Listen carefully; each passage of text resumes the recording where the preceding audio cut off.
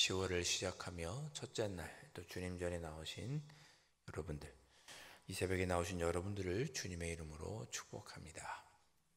자, 10월을 시작하면서 오늘 우리가 함께 본 말씀은 로마서를 계속 이어보는 중에 12장으로 넘어오게 되었습니다. 로마서는 크게 두 부분으로 나눌 수 있죠. 1장부터 11장, 12장부터 나머지 16장까지 크게 이렇게 두 부분으로 나눌 수 있습니다. 1장부터 11장까지는 교리에 관한 내용입니다. 교리에 관한 내용은 한마디로 말하면 이신칭이죠.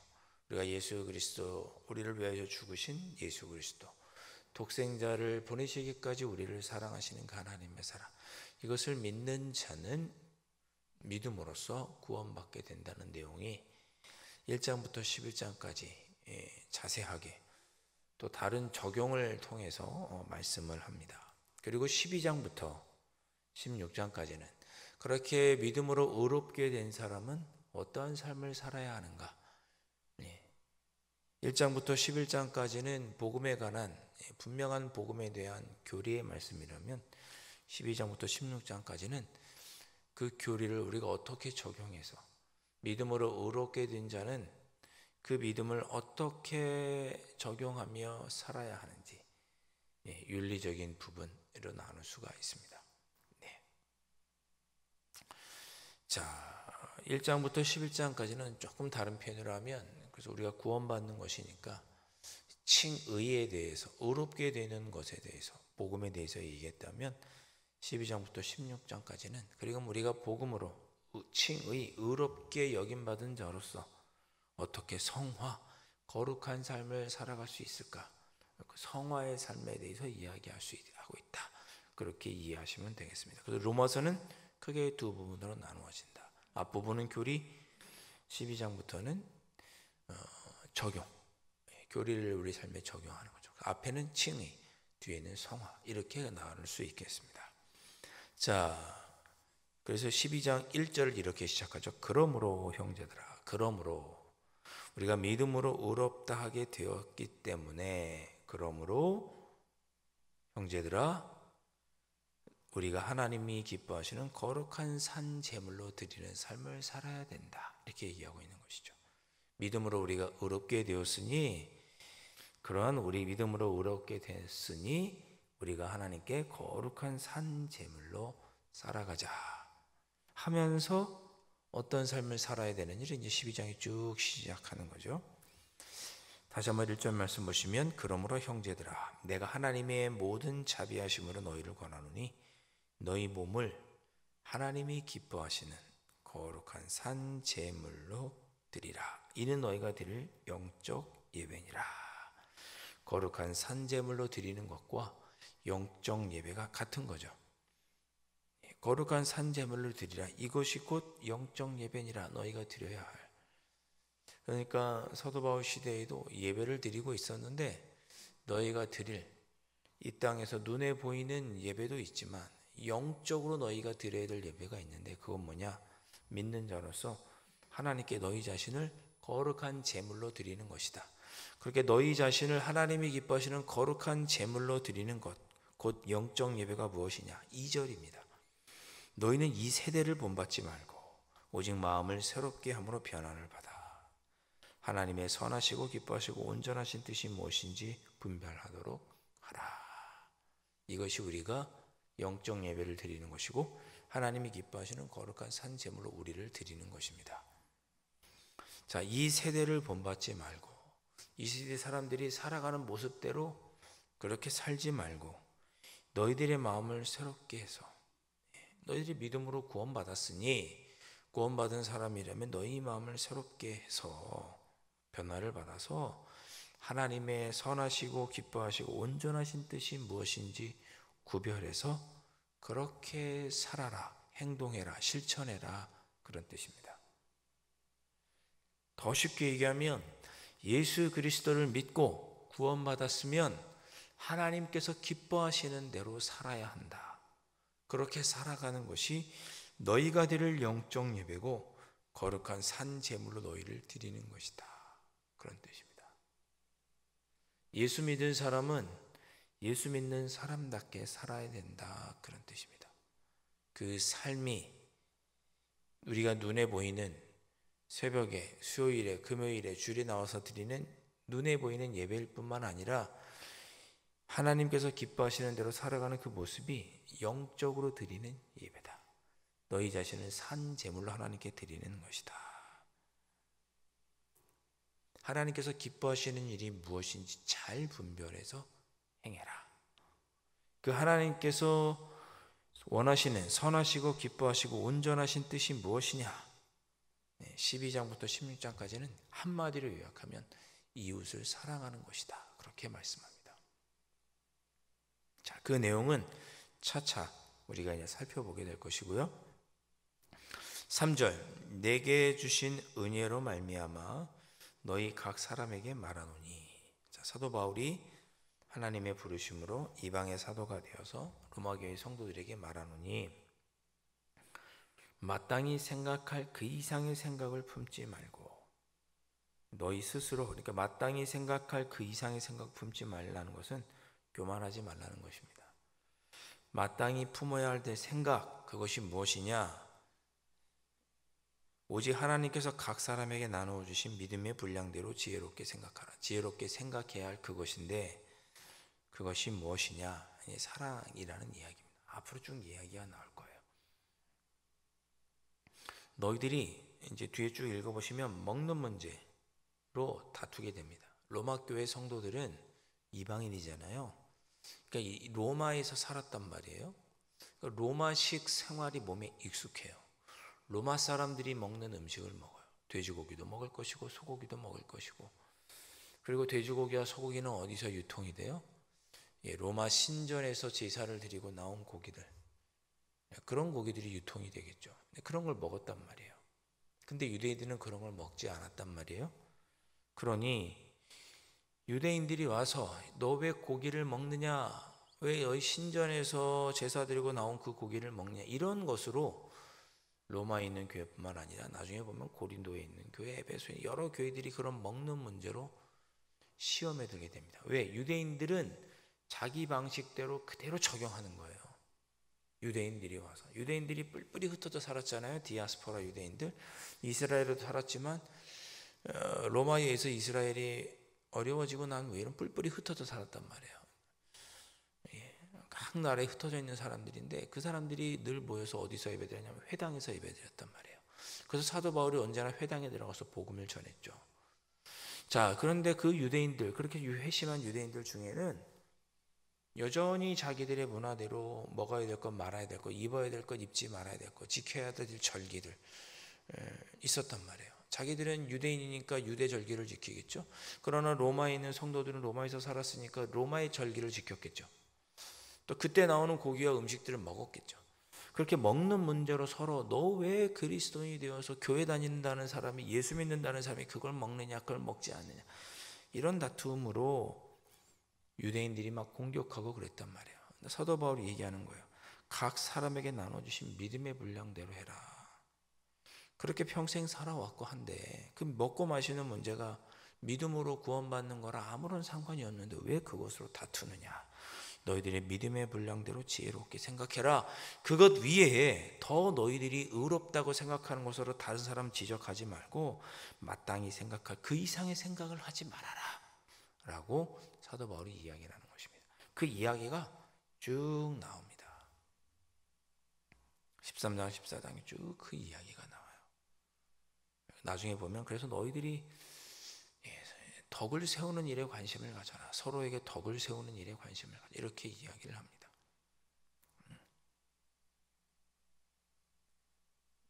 제가 예전에 청년들 가르칠 때 그런 이야기 했습니다. 예수님 당시에는 PC방이 없었겠죠. 우리 청년들, 제가 청년할 때는 20년 전입니다만 그때만 해도 대학부 애들 할 때만 해도 PC방이 유행이었거든요.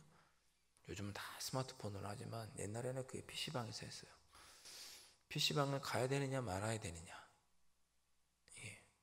성경책에 기록이 없거든요. 스마트폰으로 해야 되느냐 말아야 되느냐. 성경책이 없거든요. 예수님 당시엔 그런 게 없었단 말이에요. 어떻게 해야 돼요? 주신 믿음의 분량대로 하는 거죠. 이웃에게 덕을 끼치고 서로에게 덕을 함께 세워가고 믿음을 해치지 않고 연약한 믿음을 가진 사람을 넘어뜨리지 않는 선에서 지혜롭게 해야 되는 거죠. 미국에서 했으니까 한국도 똑같이 하고 한국이 똑같이 했으니까 중동에서 똑같이 해야 되고 그런 게 아니죠. 제가 설백기도 때 말씀드렸지만 나사렛 지역에 가잖아요. 나사렛으로 가면 유대인들은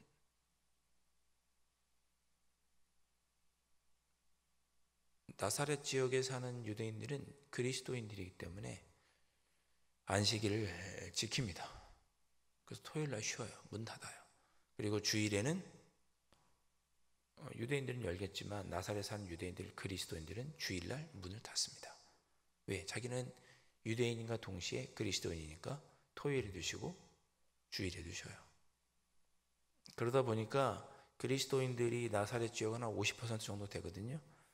그리스도인들이 주일날 문 닫으니까 유대인들도 그냥 그때 문 열어야 되는데 절반 이상이 문을 닫으니까 유대인들도 그냥 문을 닫습니다. 왜 토요일날 문 닫았냐고 유대인들에게 가서 뭐라고 할 수 없죠. 그리스도인들이 다 지역마다 상황마다 다른 거죠. 여러분 영어는 우리가 영어를 쓰지 않죠. 한국어를 쓰죠. 존칭이 있습니다. 어르신들이 서로 존칭을 쓰잖아요. 근데 미국은 안 그러죠. 영어 쓰는 사람은 어때요? 옆집에 있는 어린아이가 옆집에 있는 할아버지 보고도 인사하죠. 하이 이렇게 인사하죠. 우리는 옆집에 있는 아이가 옆집에 있는 할아버지에게 안녕 그러면 어때요? 이 버르장머리없는 호로자식이라고 그러죠. 안녕하세요 이렇게 인사해야죠. 미국은 영어에 존칭어가 별로 없습니다. 거의 없습니다. 특히 편한 사이에선. 우리는 편하다고 옆집에 있는 아저씨한테 그렇게 말하면 안 되는 거죠. 각 나라마다 문화가 다르고 생활이 다른 것입니다. 그렇게 각 사람에게 나누어 주신 상황이 다르니 믿음의 분량대로 지혜롭게 해라. 내 주장만 하지 말아라. 이것이 로마서를 시작하면서 하는 말씀입니다. 어쩔 수가 없죠. 로마 교회 성도들은 이방인들이니까. 자, 그렇게 다양한 사람들이 모여있는 로마 교회 성도들이요. 너희들이 어떻게 거룩한 산 제사로 영적 예배를 드리고 하나님이 기뻐하시는 뜻을 온전히 이루며 살 수 있겠느냐. 어떤 마음을 가져야 되는지 4절에 이야기합니다. 우리가 한 몸에 많은 지체를 가졌으나 모든 지체가 같은 기능을 가진 것이 아니니. 이 말씀은 이해되시죠? 우리 모두가 다 똑같지 않다는 거예요. 살아온 지역이 다르고 삶이 다르고 문화가 다르고 자란 환경이 다르고 그러니 각자가 다 다른 거예요. 다른 거죠. 저는 서울서 자랐고 어느 분은 부산에서 자랐고 어느 분은 전라남도 광주에서 자랐고 그러니까 각자 지역색이 다르고 말투도 다르고 생각하는 게 다른 것이죠. 각자 달라요. 각자 신앙생활 다르게 했어요. 자, 이렇게 각자 신앙생활을 다르게 한 사람들이 모여있는 교회면 얼마나 그 교회가 힘들고 어려울까요? 그래서 한인교회가 어려운 거예요. 외국에 나가 있는 한인교회. 각자 다른 교단에서 신앙생활 하다가 모였거든요. 그래서 한인교회가 어려운 거예요. 자, 말이 자꾸만 옆으로 가는데요. 각 몸에 많은 지체를 가졌으나 각 사람은 다 다릅니다. 성향도 다르고 성격도 다르고 가지고 있는 달란트도 다릅니다. 교회에서 그래서 각자 다르게 봉사하고 섬깁니다. 5절 이와 같이 우리 많은 사람이 그리스도 안에서 한 몸이 되어 서로 지체가 되었느라. 이 중요한 표현입니다. 두 가지 의미가 같이 있는 거죠. 서로 지체가 되었다라는 얘기는 각자 다르다는 뜻이죠. 그런데 뭐예요? 한 몸이라는 거예요.